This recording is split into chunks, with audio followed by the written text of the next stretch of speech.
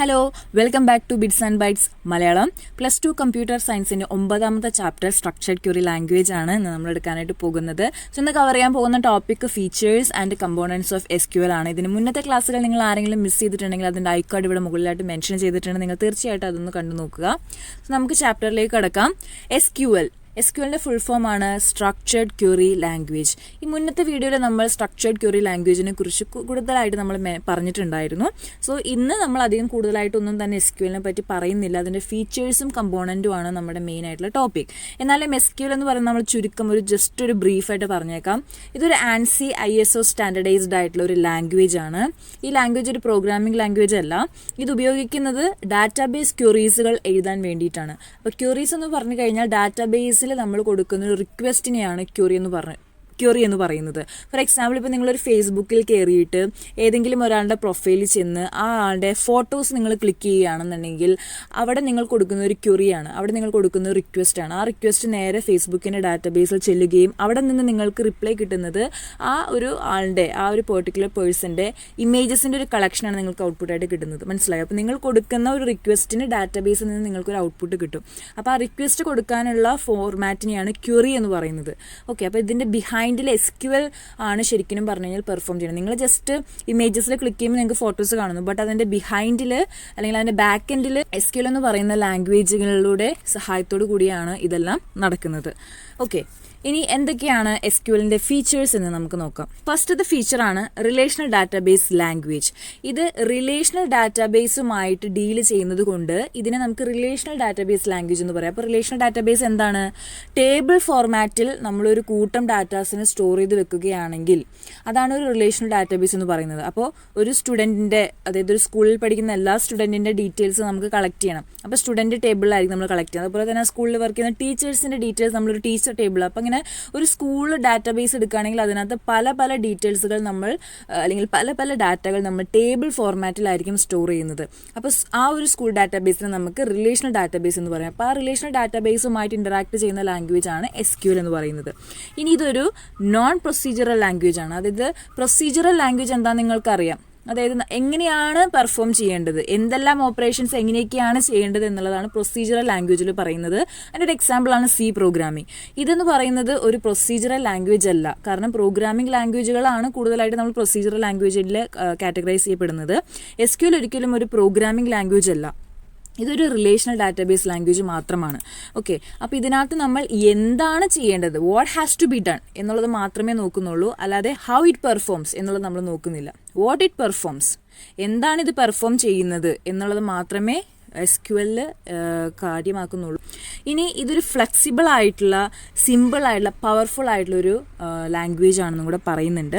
ഇത് വളരെ ഈസിയർ ആയിട്ട് നമുക്ക് SQL എന്ന് പറയുന്ന ലാംഗ്വേജ് പഠിക്കാനായിട്ട് സാധിക്കും. But it is very powerful. Simple ആണെങ്കിലും പവർഫുൾ ആണ്. കാരണം എല്ലാ മേഖലകളിലും, ഫോർ എക്സാമ്പിൾ ഒരു സോഫ്റ്റ്വെയർ ആയാലും ഒരു വെബ്സൈറ്റ് ക്രിയേറ്റ് ചെയ്യാൻ അതിൻ്റെ ബാക്ക് എൻഡ് ആയിട്ട് ഒരു SQL ഉണ്ടായിരിക്കും.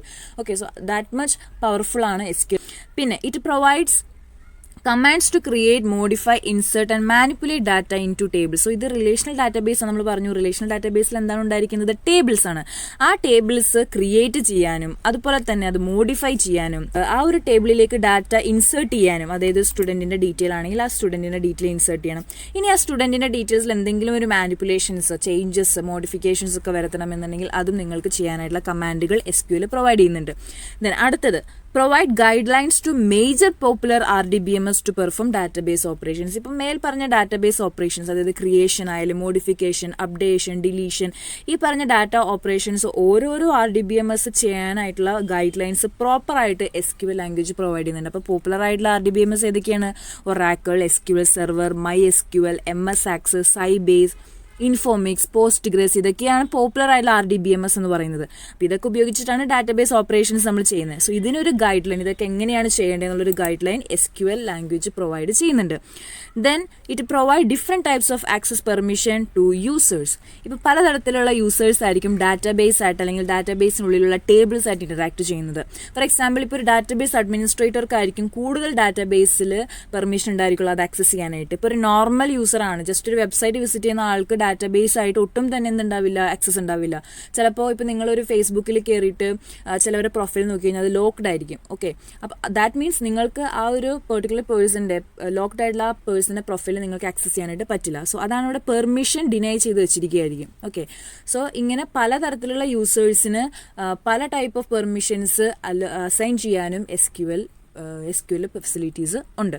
ഇനി അതുപോലെ തന്നെ കോൺസെപ്റ്റ് ഓഫ് വ്യൂസ്, അതായത് ഇത് നമ്മൾ കുറച്ചുകൂടി ഡീറ്റെയിൽ ആയിട്ട് നമ്മൾ ഈ ചാപ്റ്ററിൽ അവസാനം നമ്മൾ പഠിക്കുന്നുണ്ട്. വ്യൂ എന്ന് പറയുന്നൊരു കോൺസെപ്റ്റും കൂടെ എസ് ക്യു എൽ പ്രൊവൈഡ് ചെയ്യുന്നുണ്ട്. സോ വ്യൂ എന്ന് പറയുന്നൊരു വിർച്വൽ ടേബിളാണ്. അതായത് നേരത്തെ നമ്മൾ പറഞ്ഞ ടേബിളുകളെല്ലാം ഓൾറെഡി എക്സിസ്റ്റിംഗ് ആണ്. ഓക്കെ, ഫിസിക്കലി എക്സിസ്റ്റഡ് ടേബിളാണ്. വ്യൂ എന്ന് പറയുന്നത് വിർച്വൽ ടേബിളാണ്. അതായത് ജസ്റ്റ് നമ്മളൊരു ഇമാജിനേഷനിൽ ഇങ്ങനൊരു ടേബിൾ ഉണ്ട് എന്ന് മാത്രമേ ഉള്ളൂ, but that is not existing actually. Okay, so അതിനെപ്പറ്റി ഡീറ്റെയിൽ ആയിട്ട് നമ്മൾ അടുത്ത ക്ലാസ്സുകളിലായിട്ട് പഠിക്കുന്നതാണ്. അപ്പോൾ ഇതൊക്കെയാണ് എസ് ക്യു എല്ലിൻ്റെ ഫീച്ചേഴ്സ്. ഇനി നമ്മൾ അടുത്തതായിട്ട് നോക്കാൻ പോകുന്നത് എസ് ക്യു എല്ലിൻ്റെ കമ്പോണൻസ് ആണ്. ടോട്ടലി 3 കമ്പോണൻറ്റുകളാണ് എസ് ക്യു എല്ലിനകത്ത് വരുന്നത്. ഒന്ന് ഡാറ്റ ഡെഫിനീഷൻ ലാംഗ്വേജ്, നിങ്ങൾക്കത് ഷോർട്ടായിട്ട് DDL, അതുപോലെ data manipulation language DML, then data control language DCL. അങ്ങനെ 3 തരത്തിലെ കമ്പോണൻറ്റുകളാണ് എസ് ക്യു എല്ലിനകത്ത് വരുന്നത്. സോ നമുക്ക് ഓരോന്നായിട്ട് കമ്പോണൻറ്റുകൾ നോക്കാം. സോ DDL കമ്പോണൻറ്റ് പ്രൊവൈഡ് ചെയ്യുന്നത് എന്താണ്? It provide commands to deal with schema definition of RDBMS. ഇപ്പോൾ RDBMSൻ്റെ സ്ട്രക്ചറുമായിട്ട് ഡീൽ ചെയ്യുന്ന ചില കമാൻഡുകളാണ് DDL കമ്പോണൻറ്റ് പ്രൊവൈഡ് ചെയ്യുന്നത്. ഓക്കെ, അതായത് ഒരു RDBMSൻ്റെ ഡെഫിനിഷൻ അല്ലെങ്കിൽ ഒരു RDBMSൻ്റെ സ്ട്രക്ചർ എങ്ങനെയൊക്കെയാണ് ക്രിയേറ്റ് ചെയ്യേണ്ടത്, അതിലെന്തെങ്കിലും അപ്ഡേഷൻസ് ഒക്കെ വരുത്തണമെങ്കിൽ അതിനൊക്കെ വേണ്ടിയുള്ള കമാൻഡുകളാണ് DDL കമ്പോണൻറ്റ് കൊടുക്കുന്നത്. അപ്പോൾ DDL കമാൻഡ് എന്തിനാണ് ഉപയോഗിക്കുന്നത് ഇവിടെ പറഞ്ഞിട്ടുണ്ട്. Create, modify and remove database object. Database object എന്ന് പറഞ്ഞു കഴിഞ്ഞാൽ ഡാറ്റാബേസിൻ്റെ അകത്തുള്ള അല്ലെങ്കിൽ ഇൻക്ലൂഡഡ് ആയിട്ടുള്ള ഒബ്ജക്റ്റുകൾ, അതായത് ടേബിളുകൾ, വ്യൂ, കീസൊക്കെ നമ്മൾ ഉപയോഗിക്കുന്നുണ്ട്. അതൊക്കെ നമ്മൾ മുന്നത്തെ ചാപ്റ്ററിൽ പഠിച്ചിട്ടുണ്ടായിരുന്നു, പ്രൈമറി കീ, ഫോറിൻ കീ എന്നുള്ളതൊക്കെ. സോ ഇതൊക്കെയാണ് ഡാറ്റാബേസ് ഒബ്ജക്റ്റ് എന്ന് പറയുന്നത്. സോ ഇതൊക്കെ ക്രിയേറ്റ് ചെയ്യാനും അതുപോലെ മോഡിഫൈ എന്ന് പറഞ്ഞു കഴിഞ്ഞാൽ എന്തെങ്കിലും ചേഞ്ചസുകൾ വരുത്താനും റിമൂവ് ചെയ്ത് കളയാനും, ഡാറ്റാബേസിൽ നിന്ന് ഇതൊക്കെ ആവശ്യമില്ലെങ്കിൽ റിമൂവ് ചെയ്ത് കളയാനുമുള്ള കമാൻഡുകളാണ് DDL പ്രൊവൈഡ് ചെയ്യുന്നത്. അപ്പോൾ ഏതൊക്കെയാണ് കമാൻഡുകൾ എന്നുള്ളത് നമുക്കിവിടെ താഴെ മെൻഷൻ ചെയ്തിട്ടുണ്ട്. ഫസ്റ്റ് കമാൻഡാണ് ക്രിയേറ്റ്. സോ ക്രിയേറ്റ് ഉപയോഗിച്ചിട്ടായിരിക്കും നമ്മൾ വ്യൂ, ടേബിൾ, കീസ് പോലെയുള്ള ഡാറ്റാബേസ് ഒബ്ജക്റ്റുകൾ ക്രിയേറ്റ് ചെയ്യുന്നത്. ഓൾട്ടർ എന്ന് പറയുന്ന വേറൊരു കമാൻഡ് ഉപയോഗിച്ചിട്ടാണ് നമ്മൾ ഇതുപോലെ ഡാറ്റാബേസ് ഒബ്ജക്റ്റുകളെ ഡാറ്റാബേസ് ഒബ്ജക്റ്റുകളിൽ മോഡിഫിക്കേഷൻസ് വരുത്തുന്നത്. അതായത് പുതിയൊരു കോളം ആഡ് ചെയ്യുക, അതുപോലെ തന്നെ ആഡ് ചെയ്തിരിക്കുന്ന കോളത്തിനെ ഡ്രോപ്പ് ചെയ്ത് കളയാം, റിമൂവ് ചെയ്യണമെങ്കിൽ ചെയ്യാം. അതിലെന്തെങ്കിലും മോഡിഫിക്കേഷൻസ്, ആ കോളത്തിൻ്റെ ഡാറ്റ ടൈപ്പോ സൈസോ മാറ്റണമെങ്കിൽ നിങ്ങൾക്ക് മാറ്റാം. അതിനുവേണ്ടി ഉപയോഗിക്കുന്ന കമാൻഡാണ് alter. Then last is drop എന്ന് പറഞ്ഞു കഴിഞ്ഞാൽ കംപ്ലീറ്റ് ആയിട്ട് ഡാറ്റാബേസിൽ നിന്ന് ആ ഒരു ടേബിൾ അല്ലെങ്കിൽ ആ ഒരു വ്യൂ അല്ലെങ്കിൽ കീസ് റിമൂവ് ചെയ്ത് കളയുക. അപ്പോൾ ലേറ്റർ നമുക്ക് ആ ഒരു ടേബിൾ നമ്മുടെ ഡാറ്റാബേസിൽ ഉണ്ടാകത്തേ ഇല്ല. അതാണ് ഡ്രോപ്പ് എന്ന് പറയുന്ന കമാൻഡ്. ദ നെക്സ്റ്റ് കമ്പോണൻ്റ് ആണ് DML, data manipulation language. So ഈ ഒരു കമ്പോണൻറ്റ് കുറേ കമാൻഡുകൾ പ്രൊവൈഡ് ചെയ്യുന്നുണ്ട്. മെയിനായിട്ട് ഡാറ്റ മാനിപ്പുലേറ്റ് ചെയ്യാനായിട്ട്. അതായത് ഇപ്പോൾ ടേബിൾസിനകത്ത് കുറേ ഡാറ്റാസ് നമ്മൾ ഓൾറെഡി സ്റ്റോർ ചെയ്ത് വെച്ചിട്ടുണ്ടായിരിക്കും. ഇനിയും ഡാറ്റാസ് ആഡ് ചെയ്യണമെങ്കിൽ, ഇൻസേർട്ട് ചെയ്യണമെങ്കിൽ, അതുപോലെ തന്നെ നിങ്ങൾ ഓൾറെഡി ഇൻസേർട്ട് ചെയ്ത് വെച്ചിട്ടുള്ള ടേബിളിൽ നിന്നുള്ള ഡാറ്റ നിങ്ങൾക്ക് റീട്രൈവ് ചെയ്യണം, ആക്സസ് ചെയ്യണം, നിങ്ങൾക്ക് കാണണമെങ്കിൽ. ഓക്കെ, അതുപോലെ തന്നെ ടേബിളിൽ നിന്ന് നിങ്ങൾക്ക് അൺവാണ്ടഡ് ആയിട്ടുള്ള ഏതെങ്കിലും ഡാറ്റ കളയണമെങ്കിൽ, ഡിലീറ്റ് ചെയ്യണമെങ്കിൽ. ഓക്കെ, അതുപോലെ നിങ്ങളുടെ ടേബിളിൽ സ്റ്റോർ ചെയ്ത് വെച്ചിരിക്കുന്ന ഡാറ്റ എന്തെങ്കിലും ഒരു ചേഞ്ചസ് വരുത്തണം. ഫോർ എക്സാമ്പിൾ, ഒരു കുട്ടിയുടെ ഡീറ്റെയിൽസ് നിങ്ങൾ എൻ്റർ ചെയ്ത കുട്ടി സ്കൂളിൽ ജോയിൻ ചെയ്തപ്പോൾ ഒരു 1 ഇയർ കഴിഞ്ഞപ്പോൾ ആ കുട്ടിയുടെ അഡ്രസ്സ് ചേഞ്ച് ആയി, പുതിയ അഡ്രസ്സ് ആയിരിക്കണം അപ്പോൾ ആ കുട്ടിയുടെ ഡീറ്റെയിലിൽ നമ്മൾ ആഡ് ചെയ്യേണ്ടത്. അല്ലെങ്കിൽ ഡാറ്റ വന്നിട്ട് ഇൻകൺസിസ്റ്റൻ്റ് ആയി പോകും, അതായത് തെറ്റായ ഒരു ഡാറ്റ ആയിരിക്കും നമ്മളോട് കൊടുക്കുന്നത്. അപ്പോൾ പഴയ അഡ്രസ്സ് വന്നിട്ട് പുതിയ അഡ്രസ്സിലേക്ക് മാറ്റുക, അതാണ് മോഡിഫിക്കേഷൻ എന്നുകൊണ്ട് ഉദ്ദേശിക്കുന്നത്. അപ്പോൾ ഓൾറെഡി നമ്മൾ ക്രിയേറ്റ് ചെയ്തിരിക്കുന്ന ടേബിൾസിലെ ഡാറ്റ നമുക്ക് manipulation means insertion, retrieval, deletion, modification, ഇതൊക്കെയാണ് മാനിപ്പുലേഷൻ എന്ന് പറയുന്നത്. സോ ഇതിന് വേണ്ടിയുള്ള കമാൻഡുകളാണ് DML കമ്പോണൻറ്റ് പ്രൊവൈഡ് ചെയ്യുന്നത്. അപ്പോൾ ഏതൊക്കെയാണ് കമാൻഡുകൾ എന്ന് നമുക്ക് നോക്കാം. സെലക്ട് വെച്ചിട്ടാണ് നമ്മൾ റീട്രൈവ് ചെയ്യുന്നത്, ഡാറ്റ ടേബിളിൽ നിന്ന് റീട്രൈവ് ചെയ്യുന്നത് സെലക്ട് കമാൻഡ് വെച്ചിട്ടാണ്. ഇൻസേർട്ട് വെച്ചിട്ടാണ് ടേബിളിലേക്ക് ഡാറ്റ നമ്മൾ ഇൻസേർട്ട് ചെയ്യുന്നത്. ഡിലീറ്റ് വെച്ചിട്ടാണ് ടേബിളിൽ നിന്നുള്ള ഡാറ്റ, ആവശ്യമില്ലാത്ത ഡാറ്റ ഡിലീറ്റ് ചെയ്യുന്നത്. അപ്ഡേറ്റ് എന്ന് പറയുന്ന കമാൻഡ് ഉപയോഗിച്ചിട്ടാണ് എക്സിസ്റ്റിംഗ് ആയിട്ടുള്ള ഡാറ്റാസിൽ നിങ്ങൾക്ക് എന്തെങ്കിലും ചേഞ്ചസ് വരുത്താവുന്നത്. ദെൻ ലാസ്റ്റ് ആയിട്ടുള്ള കമ്പോണൻ്റ് ആണ് DCL, ഡാറ്റ കൺട്രോൾ ലാംഗ്വേജ്. അതായത് നിങ്ങളുടെ ടേബിളിൽ സ്റ്റോർ ചെയ്ത് വെച്ചിരിക്കുന്ന ഡാറ്റയെ നിങ്ങൾ കൺട്രോൾ ചെയ്യാം, ആ ഡാറ്റയുടെ ആക്സസ് നിങ്ങൾക്ക് കൺട്രോൾ ചെയ്യാം. ഓക്കെ, അതായത് ഏതൊക്കെ യൂസേഴ്സിനാണ് ഈ ഡാറ്റാബേസ് അല്ലെങ്കിൽ ഈ ടേബിളിലുള്ള ഡാറ്റ ആക്സസ് ചെയ്യാനായിട്ടുള്ള പെർമിഷൻ ഉള്ളത്. അപ്പോൾ അതിന് വേണ്ടിയിട്ട് നിങ്ങൾക്ക് ചില കമാൻഡുകൾ DCL കമ്പോണൻറ്റ് പ്രൊവൈഡ് ചെയ്യുന്നുണ്ട്. അതിലൊന്നാമത്തെ കമ്പോണൻ്റ് ആണ് ഗ്രാൻഡ്, രണ്ടാമത്തെ കമ്പോണൻ്റ് ആണ് റിവോക്ക്. ഗ്രാൻഡ് ഉപയോഗിച്ചിട്ടാണ് ഇവിടെ ഒരു പ്രിവിലേജ് കൊടുക്കുന്നത്. ഇപ്പോൾ ഒരു കമ്പനിയിൽ ഒരു ഡാറ്റാബേസ് ഉണ്ട്, ആ ഡാറ്റാബേസ് ആക്സസ് ചെയ്യാനുള്ള മെയിൻ ഓതോറിറ്റി ഉള്ളത് അതിൻ്റെ ഡാറ്റാബേസ് അഡ്മിനിസ്ട്രേറ്റർക്കാണ്. ഇനി ഒരാളും കൂടെ അതിൻ്റെ അസിസ്റ്റൻ്റായിട്ട് വരികയാണെന്നുണ്ടെങ്കിൽ ആ അസിസ്റ്റൻറ്റിനും, അതായത് in the absence of DBA, ആ അസിസ്റ്റൻറ്റിന് ഈ ഒരു ഡാറ്റാബേസ് ആക്സസ് ചെയ്യാനുള്ള കൺട്രോൾ വേണമെങ്കിൽ ആർക്ക് കൊടുക്കാം? അതിൻ്റെ അഡ്മിന് കൊടുക്കാവുന്നതാണ്.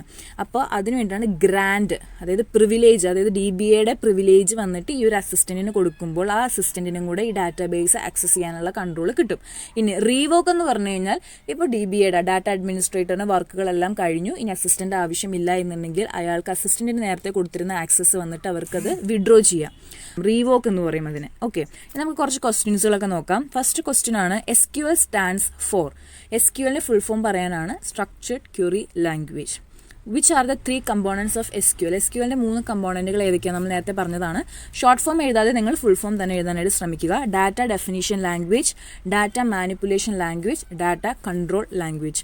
അതുപോലെ തന്നെ SQL can be used to create database structures only, query database data only, modify database data only. അതായത് ഡാറ്റാബേസിൻ്റെ സ്ട്രക്ചർ ക്രിയേറ്റ് ചെയ്യാൻ അല്ലെങ്കിൽ ഡാറ്റാബേസിൻ്റെ ഡാറ്റ നിങ്ങൾക്ക് എന്തെങ്കിലും ക്വറി, അതായത് ഇൻസേർട്ട്, അപ്ഡേറ്റ്, ഡിലീറ്റ്, സെലക്ട്, ഇതൊക്കെയാണ് ക്വറി ഡാറ്റാബേസ് ഡാറ്റ എന്ന് പറയുന്നത്. അല്ലെങ്കിൽ മോഡിഫൈ ഡാറ്റാബേസ് ഡാറ്റ നിങ്ങൾക്ക് മോഡിഫൈ ചെയ്യണം. അല്ലെങ്കിൽ all of these can be done by. So നാലാമത്തെ ഓപ്ഷൻ ഇതെല്ലാം നമുക്ക് SQL ഉപയോഗിച്ച് ചെയ്യാവുന്നതാണ്. Then SQL is a programming language, no. An operating system, no. A data sub language, no. A DBMS, yes, DBMS ആണ് SQL എന്ന് പറയുന്നത്. Which of the following is not a RDBMS package? ഇതിൽ ഏതാണ് RDBMSൽ include ആകാത്തത്? Oracle, yes. SQL server, yes. MySQL, yes. HTML, no. HTML എന്ന് പറയുന്നത് ഒരു വെബ് സ്ക്രിപ്റ്റിംഗ് ലാംഗ്വേജ് ആണ്, അതൊരു RDBMS പാക്കേജ് അല്ല. സോ ഇതിൻ്റെയൊക്കെ ആൻസേഴ്സ് ഞാൻ ഇവിടെ കൊടുത്തിട്ടുണ്ട്, നിങ്ങൾക്ക് റെഫർ ചെയ്യാവുന്നതാണ്. എന്തെങ്കിലും ഡൗട്ട്സ് ഉണ്ടെന്നുണ്ടെങ്കിൽ നിങ്ങൾ കമൻറ്റ് സെക്ഷനിൽ പറയുക. എല്ലാവർക്കും ഇന്നത്തെ വീഡിയോ മനസ്സിലായി എന്ന് വിശ്വസിക്കുന്നു. Thanks for watching. നെക്സ്റ്റ് വീഡിയോയിൽ കാണുന്നവരെ ബൈ.